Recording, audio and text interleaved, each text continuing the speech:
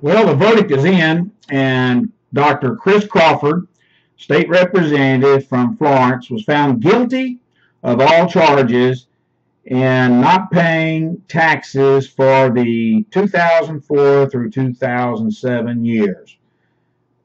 Well, I tell you what, I think that this has been a futile effort to burn somebody for mistakes that was made, mistakes that he had already paid fines for, had already filed the taxes, and faced public humility for making such errors.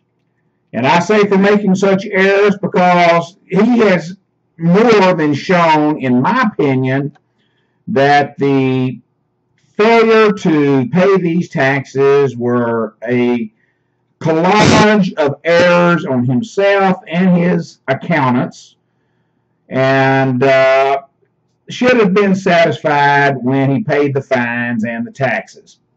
But no, the Attorney General's office had to pursue this case as if it was Al Capone himself and tried to crucify him for making such errors in judgment, errors in interpretation by him, and the mistakes by his accountant.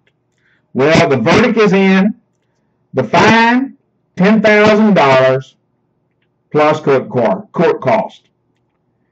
Well, if he had to be found guilty, at least he wasn't hung or crucified for the errors. The penalties and fines are heavy, but nothing like they could have been. Now, here's where I have my issues. We have hundreds of felons on the street. We have other people who have committed much worse misdemeanors, and we have had many people that are committing much worse fraud and felonies than what took place here. The bottom line is, in my humble opinion, the state of South Carolina, the Attorney General's office, spent tens of thousands of dollars and who knows how many man-hours that cannot be recouped because of the nature of the way the judge assessed these penalties and fines. You know, this is actually two trials. The other was ended up in a hung jury. So the court nor the AG's office can recoup any of those costs whatsoever. The penalties and fines are implied because of the second hearing, the one that we just went to, where he was found guilty and sentenced today. So tens of thousands of dollars and untold man hours from the AG's office, SLED, etc., for a misdemeanor on one man.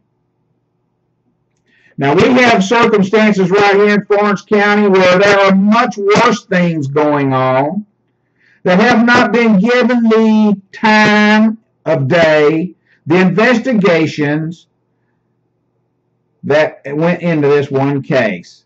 We have things going on right here in Florence County that are probably felonies that could land people in jail. Heavy jail time, heavy fines.